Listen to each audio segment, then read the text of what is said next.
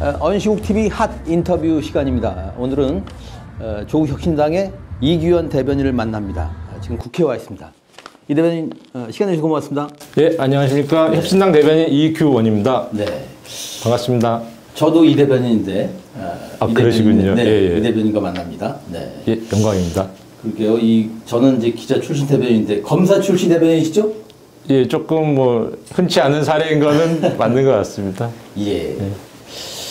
자, 아시는 대로 공직선거법 위반 혐의로 기소된 더불어민주당의 이재명 대표 재판 1심이지만 예. 결과가 나왔지 않습니까? 예. 많은 논란이 되고 있습니다만은 그런데 뭐 여러 문제가 있겠습니다만 이제 그 검찰의 기소권 남용 문제도 이제 크다고 볼 때 저는 무엇보다도 선택적 불기소를 허용하는 기소 독점주의 이 문제가 참 심각하다는 생각인데 예. 이렇게 첫 질문 드려보겠습니다. 조국혁신당 검찰개혁 어떻게 할 겁니까? 저희 혁신당은 사실은 이미 사실은 선거 때부터 총선 때부터 검찰개혁을 저희 제1당의 우선 과제로 이렇게 천명하고 계속 그 업무를 해왔고 지난 8월 28일 날 검찰개혁 4법을 완성된 본을 국민 여러분들께 공개도 드리고 이미 법안을 제출했습니다.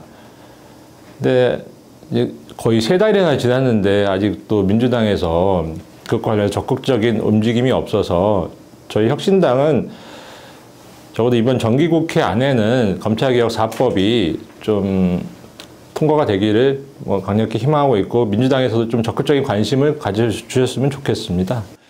거기 담긴 핵심적인 내용 꼽아주신다면 뭘 꼽으시겠습니까? 일단 검찰청을 해체하고 이제 공소청으로 재건축하는 것이죠. 재건축해서 이제 검찰은 수사 업무보다는 기소 여부 판단, 공소 유지 그리고 본연의 임무이기도 한 인권 옹호 임무에 좀 이렇게 중점을 두라는 취지이고 그럼 수사는 어디로 가느냐. 기존 경찰이 이미 상당 부분의 수사를 하고 있고 조금 이게 중요하거나 좀 어떤 전문성이 필요한 수사 영역에 있어서는 이제 중대범죄수사청을 신설해서 거기서 이제 그런 사건을 담당하되 기존에 검찰이 직접 수사했던 영역이겠죠. 다만 그것이 수사권을 항상 남용될 소지가 있기 때문에 여러 가지 견제 장치를 좀 마련해 둔 상태입니다. 법안에. 네. 그러니까 공소청의 핵심이군요. 그렇습니다. 네, 알겠습니다. 지금 아시는 대로 대통령 퇴진, 탄핵 또 일부에서 임기 단축을 전제로 한 개헌 이런 논의들이 진행 중이지 않습니까? 그렇습니다. 공론화가 지금 이루어지고 있습니다만은 법률가를 시기도 한데 이 대안별로 그 나름의 무슨 문제 한계 뭐라고 보시고 좀 실효성 있는 대안으로는 뭘 꼽으시겠습니까? 크게 큰 틀에서 3가지 논의가 이루어지고 있는 것 같습니다. 이게 좀 3가지 견해의 공통적인 부분은 어쨌든 이대로 둬서는 안 된다. 임기 중단이죠. 그렇죠. 최대한 빨리 내려오는 것이 나라를 위해서 바람직하겠다. 그 대전제 하에서 3가지 구체적인 방안이 논의되고 있는데요. 일단 자진 사퇴나 하야 그것은 기대하기 어려울 것 같고요. 그다음에 임기 단축 개헌이 있는데 민주당에서 좀 그런 얘기를 하시는 분들이 많은 것 같습니다. 근데 기본적으로 임기 단축 개헌도 개헌이다 보니까 200석이 필요하지 않겠습니까?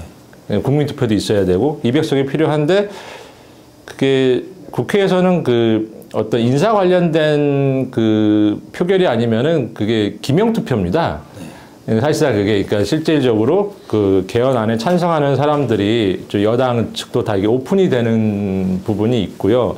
그리고 개헌이라는 게 사실 간단하지는 않습니다. 여러 번의 개헌 시도가 있었지만 이게 국회 차원에서 어쨌든 개헌 특위라는 거를 만들고 거기에서 또 이러저런 논의가 있어야 되고 거기 이제 누가 들어올 것인가 임기 단축만 한해서 지금 논의를 할 것인가 그것도 좀 어색하지 않겠습니까? 그러다 보면 그게 사실상 어떻게 보면 시간이 언제까지 이게 논의가 이루어질지 생각보다 이렇게 원포인트로 그렇게 개헌하는 것은 이게 가능하지도 않고 쉽지도 않고 여기에 보면 상황이 이게 지연하는 좀 결과만 초래될 가능성이 높은 것 같습니다. 이게 실효적 대안이 탄핵이라고 보시는 거. 그렇습니다. 그래서 저희 당은 좀 탄핵 소추위원회를 구성해가지고 중심으로 여러 가지 탄핵을 위한 준비 작업이라든지 활동을 하고 있는데요. 탄핵에 대해서는 저번에 한번 있었으니까 또 탄핵이냐 이렇게 조금 피로감을 느끼시는 분들도 많고 그런 우려를 표하시는 분들도 많은데 현재 상황에서는 그래도 원칙적인 모습은 뭐 탄핵으로 가는 것이 맞지 않나. 그것이 뭐 좀 불행한 일일 수도 있겠지만은 또 그만큼 대한민국의 역동성을 보여주는 것이기도 하다는 생각이 들고요. 물론 뭐 헌법재판소에도 판단도 걱정하시는 분들도 있는데 그렇죠. 그냥 순리대로 절차에 따라서 진행을 하면은 헌법재판관들께서도 민의를 반영해서 현명한 판단해 주시지 않을까 싶고 그것이 조금 뭐 얼핏 보면 임기단축 개헌보다 조금 느리게 보일지 몰라도 그것이 제일 빠른 길일 수 있다. 뭐 그런 견해입니다. 네, 알겠습니다. 지금 이 정부에 뭐 많은 문제가 있습니다만은 이 정부 들어서 그 외교 안보 정책의 큰 틀이 막 바뀌고 그러지 않았습니까? 예, 그렇습니다. 더욱이 지금 이제 트럼프 시대가 예고가 돼 있는데 뭐 국군 해외 파견 문제를 뭐 포함해서 저로서는 뭐 정부의 외교 안보 정책에 대한 입법비 견제 이게 좀 강화된다는 생각이 드는데요. 어떻게 보십니까? 그렇습니다. 일단 트럼프는 기본적으로 뭐 몇 년 전에 저희가 경험했던 발언은 뭐 실제로는 이게 좀 실리를 추구하는 외교를 좀 지향하는 것 같습니다. 근데 그러면 저희도 그거에 맞춰서 좀 준비를 하고 뭐 대응을 해야 될 텐데 지금 현 정권의 그 외교 안보 정책을 보면은 어떤 이런 실리 추구, 요새 현대 세계에 맞는 실리 추구라기보다는 조금 약간 좀 올드한 약간 똘마니 외교에 가깝다. 약간 그런 견해를 가지고 있습니다. 똘마니 외교요? 그러니까 네. 조금 힘센 미국이나 일본을 갖다가 추수하고 막상 근데 아무런 이익은 얻지도 못하고 뭐 그런 문제들이 좀 많이 그동안 있었던 것 같고요. 지금 우크라이나 그 파병 문제와 관련해서도 사실은 탄약관리관 5명 이미 보냈지 않습니까? 근데 그게 법적인 근거가 없습니다. 그렇죠. 헌법상으로는 5명도 파병은 분명한 것이고 일단 국회에 사전 동의가 있어야 되지 않겠습니까? 그런데 뭐 평화유지군법에 근거해서 보냈다고 하는데 평화유지군법에는 아무런 근거가 없습니다. 그런 방식의 파병에 대해서 개별 파병이라고 하죠. 아무런 근거가 없고 그래서 국방부 차관에게 그럼 근거가 뭐냐고 물었더니 뭐 국방부에 그런 훈령이 있다는 겁니다. 근데 훈령이라는 건 그냥 국방부 장관의 지시일 뿐이고 지시를 성문한 게 그냥 훈령인데 헌법에는 국회의 사전 동의를 받으라고 하고 평화유지군 파견법에는 개별 파병에 대한 아무런 근거가 없고 그것을 하부 법령에 위임하는 내용도 없는데 그거 자체가 위헌이라는 그 자백 아니겠습니까? 그러니까 위헌과 법률 위반은 탄핵 사유 아닙니까? 그 부분도 사실 탄핵 사유로도 검토가 될 만한 내용이기도 하고 네. 저희 당에서는 그것은 어쨌든 국회와 정부 간의 권한의 문제이기도 하기 때문에 권한쟁의 심판을 청구하는 방안도 좀 공론화 차원에서 좀 적극 검토하고 있습니다. 그럼 이제 헌재가 판단하게 되나요? 그렇습니다. 예. 그러니까 좀 이런 정부의 좀 사실은 우크라이나에 저희가 어떤 뭐 사실상 참전이지 않습니까? 그래서 그렇죠. 도대체 어떠한 이익을 얻을 수 있는지에 대해서 냉정한 판단이 없이 그냥 어떤 약간 좀 무슨 근거로 그렇게 진행하는지는 모르겠는데 그 부분에서 국회가 견제를 해야 되고 그래서 현실적으로는 그냥 그런 조금 권한쟁의 심판을 통해서 한번 헌법재판소의 판단을 구해보는 것도 하나의 좀 좋은 방법이지 않을까 그 정도 견해를 가지고 있습니다. 네, 알겠습니다. 법률가이시기도 한데 현재 우리나라의 그 상권분리 현실 어떻게 진단하십니까? 상권 분립은 당연히 잘 그 견제와 균형을 이루어야 되는 것인데 대한민국은 좀 특징적인 게 그 다른 대통령제 국가보다 훨씬 좀 대통령의 권한이 막강하고 집중돼 있는 약간 제왕적 대통령제의 모습이 조금 있는 것 같습니다.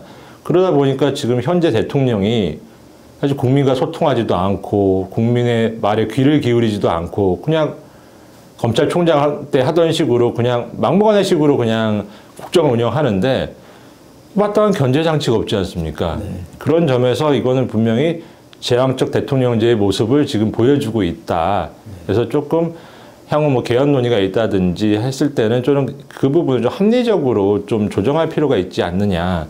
뭐 그런 막연한 좀 생각을 가지고 있습니다. 대통령이 막무가내 식으로 나오면은 국민이 견제할 방법이 없다는 겁니다. 예. 그리고 뭐 사실 제2요구권, 거부권 그렇습니다. 문제 참 많지 않습니까? 그거는 대단히 신중하게 행사돼야 될 권한이고 그 뭐 국회에서 어쨌든 간에 통과된 거 아니겠습니까? 국회는 다수결로 판단하는 곳인데요. 거기에 대해서 지금 24번 했나요? 그리고 좀 있으면 25번째 김건희 특검법의 세 번째 특검법에 대한 거부권 행사를 할 수도 있겠는데 이것은 정말 문제가 있고 자제돼야 된다고 생각합니다. 이런 근거가 없는 반복적인 거부권 행사, 특히 자신이나 가족들을 염두에 둔 수사 대상을 염두에 둔 그런 특검법에 대한 그 반복적인 거부권 행사는 충분히 탄핵 사유가 될 수 있다는 것이 그 관련 뭐 학계의 좀 다수 견해인 것도 같습니다. 네. 특히 김건희 특검법을 세 번째 거부한다면 이게 무슨 이정표가 돼야 되지 않을까요? 그 부분도 사실은 조금 대통령실에서도 좀 전향적으로 판단할 필요가 있다. 이게 어떻게 보면 이제 특검 얘기가 거론이 되고 이 정도 됐으면은 사실 이제 병원으로 치면 이게 원래 중병에 있던 사람이 암 선고까지 받은 거거든요. 그런데 암 선고까지 받은 사람이 이게 민간요법에 의존한다든가 막무가내 식으로 이제 뭐 주변에서 이제 수술을 권유하는데도 수술을 계속 거부하고 있는 것입니다. 그럼 결국 언젠가는 나중에 수술을 받게 되겠죠. 그때는 더 수술이 더 커지고 수술이 잘 되더라도 예후가 더 안 좋을 것입니다. 그래서 수사를 어차피 수사라는 게 없어지는 건 아니지 않습니까? 수사 대상이. 언젠가는 수사를 받아야 되는데 그나마 지금 받는 것이 조금 더 합리적인 수준에서 환부만 도려내는 방식으로 수사를 받는 방법이 아닐까. 그리고 억울하면 수사 받으면 적극적으로 해명하면 되시지 않겠습니까? 네. 그런 점에서 이번에도 사실 세 번째 김건희 특검법을 거부한다고 하는 것은 정말 신중하게 재고되어야 된다고 생각합니다. 그러게요. 이 법원에도 3심제가 있고 우리말로 이제 뭐 3세판 이런 게 있지 않습니까? 그렇죠. 예. 뿐더러 지금 사법부의 보수화도 전 좀 문제라고 생각합니다만 어떻게 생각하세요? 사법부는 기본적으로 조금 보수적인 곳이죠. 그래야 또 나라가 또 안정감이 있지 않겠습니까? 그런 부분을 염두에 두더라도 뭐 사법부가 좀 보수의 가치를 이게 좀 가짜 보수가 아니라 진정한 보수의 가치를 지키고 나라에 좀 안정감 있게 운영한다는 건 나쁘지 않은 것 같습니다. 그리고 어떤 재판 결과에 대해서 이러저런 뭐 다 개인적인 견해가 있겠지만은 그래도 재판의 결과는 항상 존중되어야 된다. 그 존중하는 것을 전제하에서 여러 가지 좀 개인적인 의견을 개진하는 것이 맞지 않나. 네. 뭐 그렇게 좀 조심스러운 견해입니다. 지금 이대 말씀은 이념적 보수화인데 지금 이루어지는 보수화는 보수 정권과의 친화력 문제 같습니다. 뭐 그렇게 말씀하시는 분도 있는데 저는 뭐 그래도 사법부가 항상 그 중요한 사안을 판단할 때는 증거와 법리에 따라서 신중하게 판단하시지 않을까. 억울한 사람이 없도록 뭐 그렇게 생각하고 있습니다. 예. 조국 혁신당이 지금 원내 제3당이지 않습니까? 그렇습니다. 캐스팅 보터로서 역할 등 이런저런 역할 할 수 있다고 봅니다만은 그동안에 조국 혁신당이 거둔 당 차원의 핵심 성과 뭘 꼽으시겠습니까? 저희가 원내 3당이긴 하지만 교섭단체가 아닙니다. 그러다 보니까 사실은 원내 활동에 여러 가지 제약이 있는 것이 현실입니다.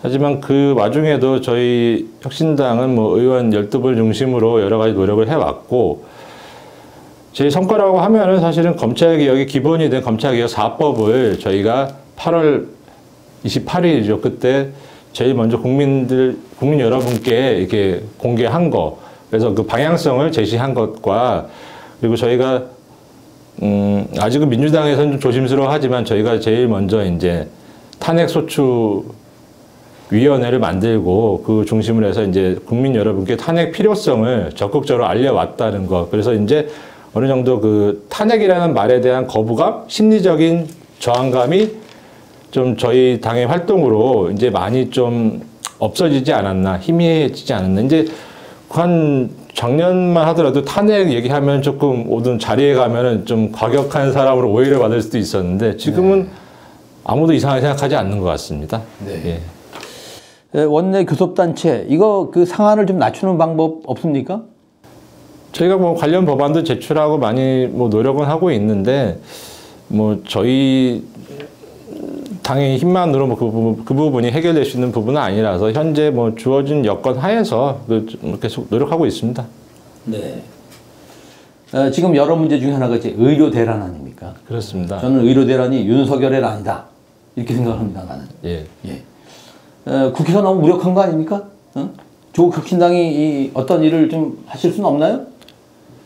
저희도 많은 문제 제기를 하고 있고, 사실은 뭐 의사 증언은 그걸 뭐 반대하는 사람은 별로 없을 것입니다. 의사분들도 뭐 의사 증언은 필요하다고 하시니까요.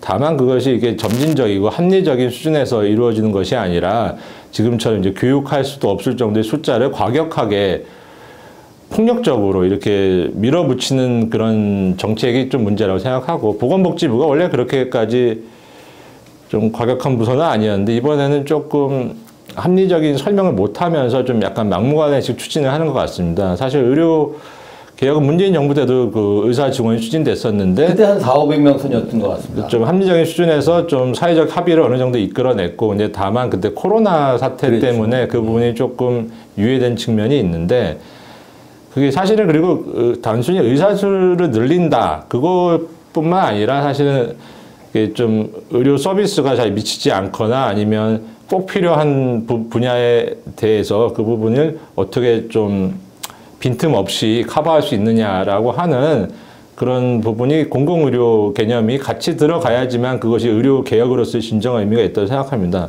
사실 그 의료 그 증원 문제를 보면은 예전에 로스쿨이 처음 도입됐을 때 그때 생각이 납니다.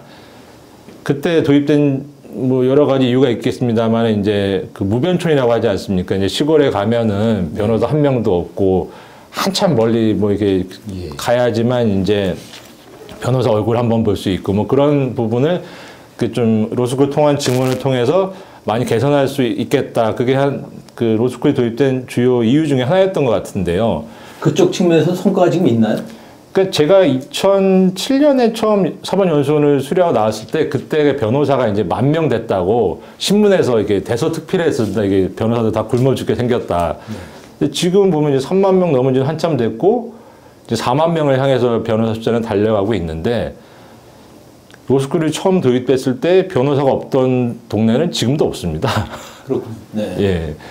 그런 점은 사실은 의료 개혁 그리고 특히 의사 정원, 그러니까 의대 정원 증원 문제와 관련해서는 한번 좀 같이 참고해 볼 만한 가치가 있다. 그런 생각이 듭니다. 단적으로 의사 수를 늘리겠다 그러는데 지금 줄어들었지 않습니까? 오히려 그런 측면이 있습니다. 이렇게 단도직입 한번 여쭤보겠습니다. 지금 시점에서 윤 정부에 한 3가지 조치를 요구한다면 뭘 꼽으시겠습니까? 사실 요구하고 싶은 건 굉장히 많은데요. 일단 3가지만 줄여서 말씀을 올리면, 일단 첫 번째로 아무것도 안 했으면 좋겠습니다. 그러니까 뭘 한다고 해가지고 뭘 제대로 한 게 하나도 없지 않습니까? 오히려 지금 그러니까 더 이상 국가 시스템을 망가뜨리지 말고 사고치지 말고 성장 동력을 훼손하지 말고 국민들 간의 분열을 조장하지 말고 차라리 아무것도 안 했으면 좋겠습니다. 그게 첫 번째 드리고 싶은 말씀이고요. 두 번째는 거짓말 안 했으면 좋겠습니다. 아니 대통령실 관계자 그분이 한 말, 그분의 대통령실의 입장은 대통령이 한 말과 똑같은 거 아니겠습니까? 그렇죠. 근데 대통령실에서 뭔가 해명을 하고 입장을 내면은 그게 뭐 반나절도 안 돼서 뒤집히고 그 거짓으로 판명이 되고 그런 경우가 너무 많아서, 대통령이 거짓말을 하면 그걸 어느 국민이 신뢰를 할 것이며 그 국정 운영이 되겠습니까? 그래서 근데 저는 공무원이 거짓말을 한다는 게 잘 이해가 안 갑니다.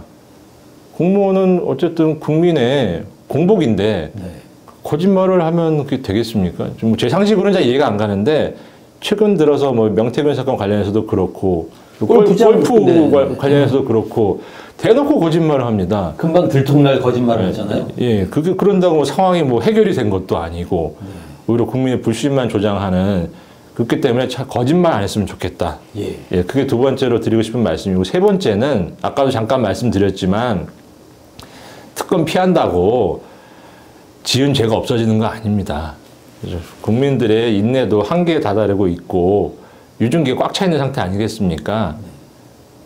그 정권을 위해서라도 세 번째 이번에 김건희 특검법은 거부권 행사하지 말고 수용했으면 좋겠습니다. 또 민주당이 많은 양보를 했지 않습니까? 그러게요. 물론 저희 당과 상의 안 하고 양보한 부분은 좀 아쉬운 부분이긴 한데요.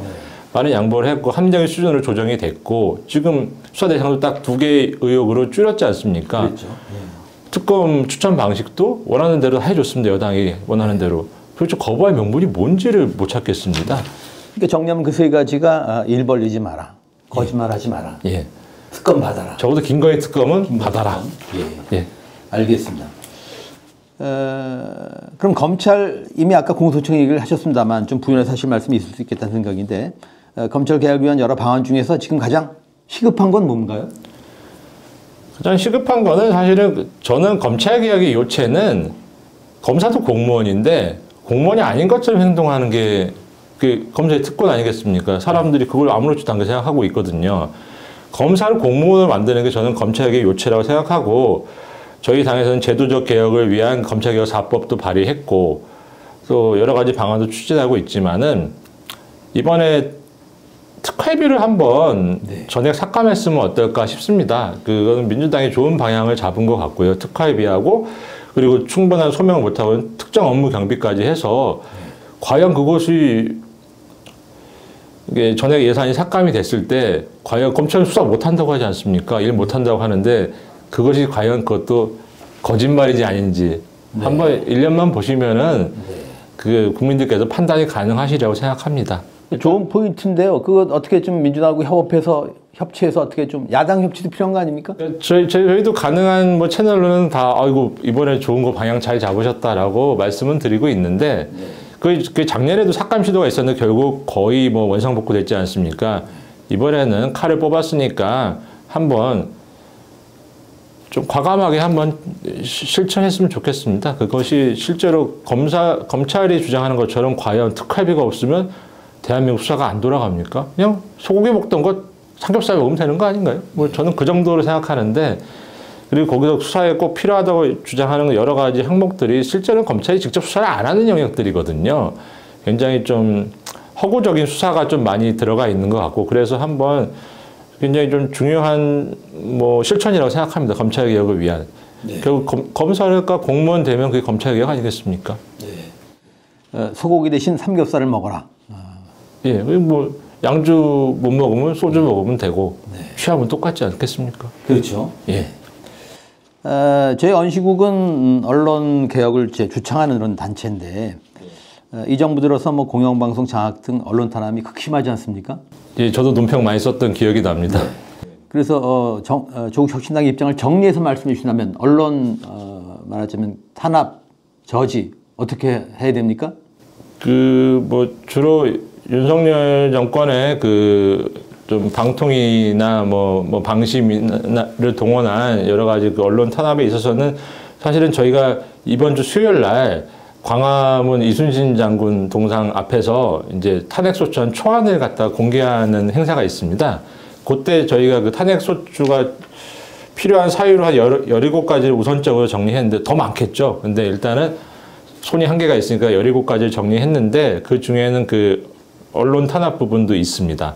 그 부분 한번 좀 잘 나중에 살펴봐 주셨으면 좋겠고 어쨌든 법원에서 그 합리적으로 2인 체제가 위법하다라는 좀 클리어한 결론을 냈기 때문에 앞으로는 좀 그런 좀 방통위를 통한 그런 좀 사실 2명이서 그거를 갖다가 심리하고 판단한다는 게 위원회라는 그 이름 자체에 안 맞는 것인데 여태 우겨왔다가 법원에 좀 클리어한 판단이 있었으니까 이제 그 부분이 좀 제동이 걸리지 않나라고 생각이 되고 하지만 여러 가지 좀 그 공영방송 문제라든지 정성화 문제는 요원한 것 같은데 좀 차근차근 좀 저희 뭐 정당이나 좀 시민사회 단체나 좀 언론계에서 좀 여러 가지 좀 현명하게 좀 대처를 해야 된다고 생각합니다.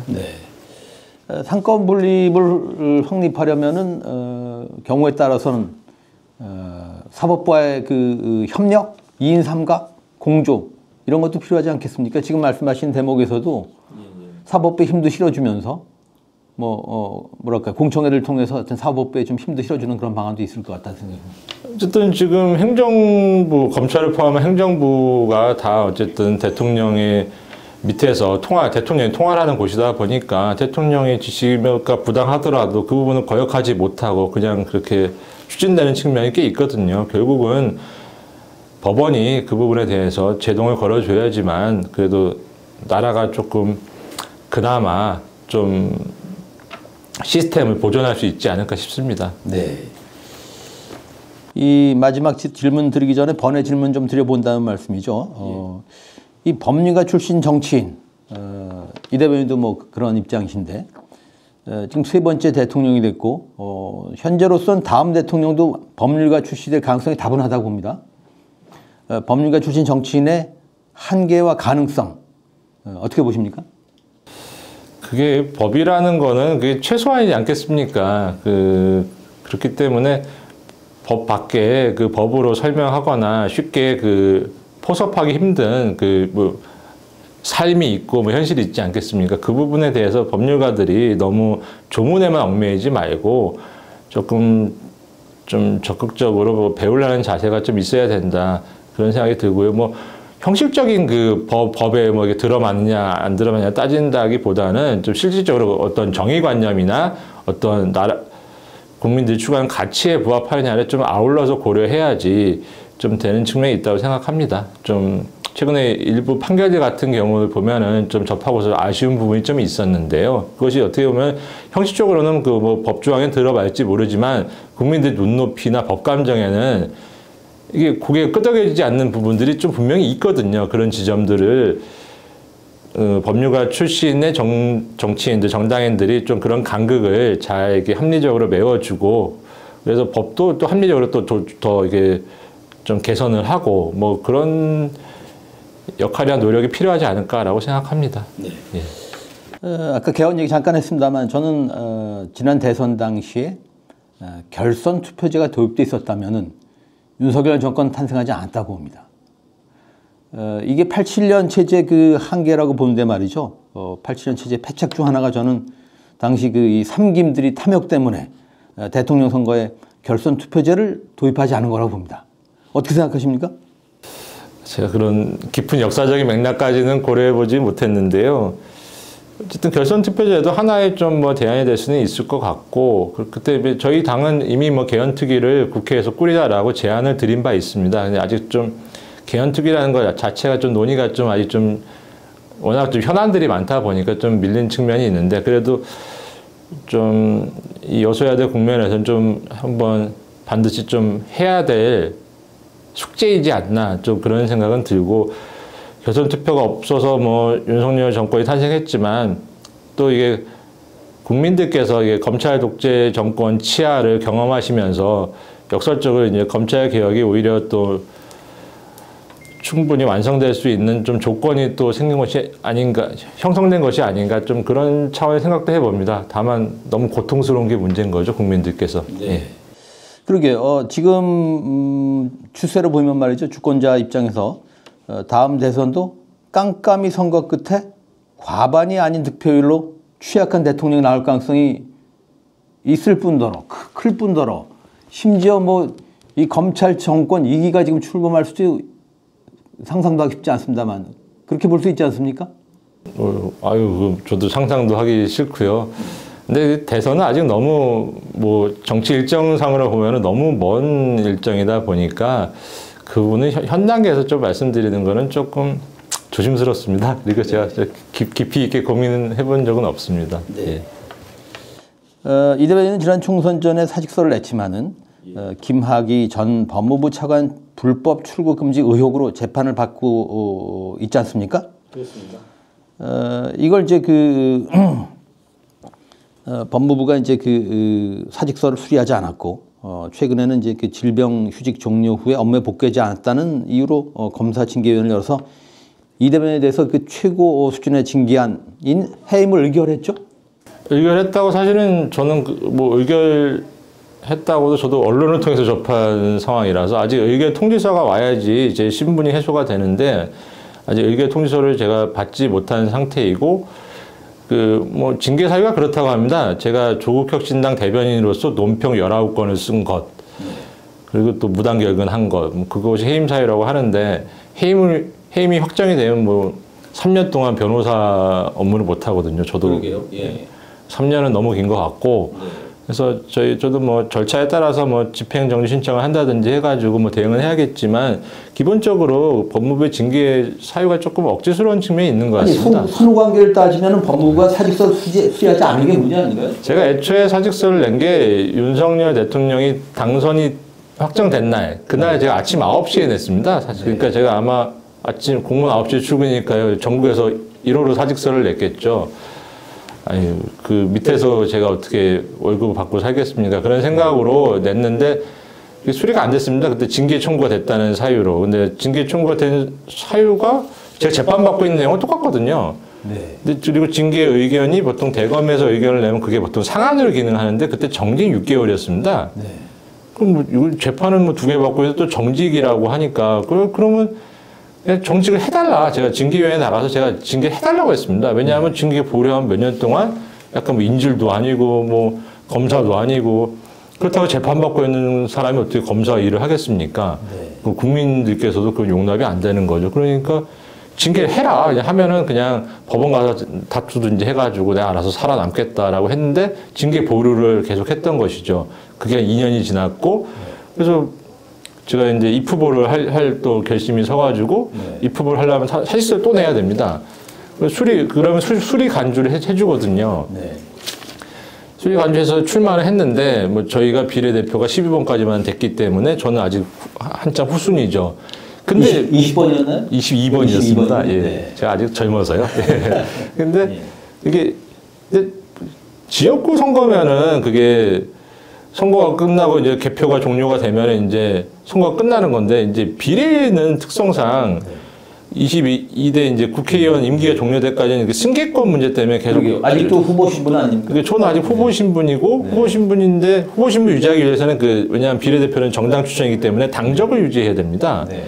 그래서 당적을 유지할 수는 있다고 또 하는 것 같고요. 그러니까 당적을 유지하는 것 자체가 원래는 징계 사유가 돼야겠죠. 공무원이니까. 저는 당적을 가지고 있는데도 그건 징계 사유로 또 안 삼았거든요. 그러니까 그 얘기인즉슨 당적은 또 가지고 있을 수 있다는 거 아니겠습니까? 이현령 비현령이네요. 당적을 가질 수 있으면 당직을 맡을 수 있는 거고 그렇죠. 제가 네. 대변인이라는 정무직 당직을 맡았으니까 당연히 논평을 쓸 수가 있는 건데 네.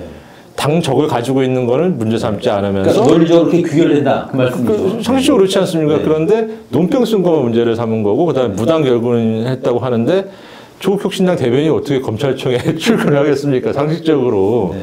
불가능한 것을 요구하는 거 아니겠습니까? 그래서 저는 그 부분은 절차에 따라서 이제 법원에 가서 충분히 호소해 볼 생각입니다. 이 단초가 된 김학의 사건 이거 그 기소 편의주의 아주 그냥 끝판왕 아닙니까? 그래서 저도 그때 많은 노력을 해가지고 그게 김학의 전 차관이 한 2달인가 몇 달 구속이 된 적이 있습니다. 근데 결국에는 뭐 그 돈을 준 사람에 대한 증언이 오염됐다. 왜냐하면 검사가 증인 신문하기 전에 미리 사전 면담해가지고 오염시켰다. 뭐 그런 이유로 이제 무죄가 돼서 김학의 전 차관께서는 뭐 어쨌든 최종 무죄가 되셨죠. 최종 무죄가 되셨는데 그 조사에 참여한 저는 뭐 주어진 일을 열심히 했다는 죄로 아직도 지금 4년째 재판을 받고 있습니다. 네. 좀 뭔가가 조금 어색한 부분이 있는 것 같습니다. 네. 이 마지막 질문인데 이제 정치인으로 변신하셨는데 예. 정치인으로서의 롤모델 누굴 꼽으시겠습니까?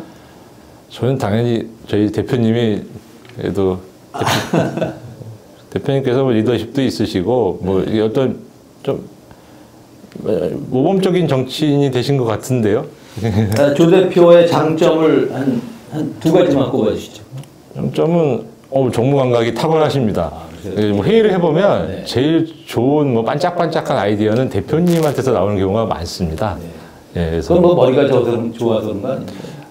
그 감각이죠. 감각은 또 배워서 안 되는 측면도 있지 않겠습니까? 네. 그래서 이제 가끔씩 감탄하고 있습니다. 한 가지만 더 꼽아주시죠. 장점이요? 네. 하나도 하나밖에 없군요.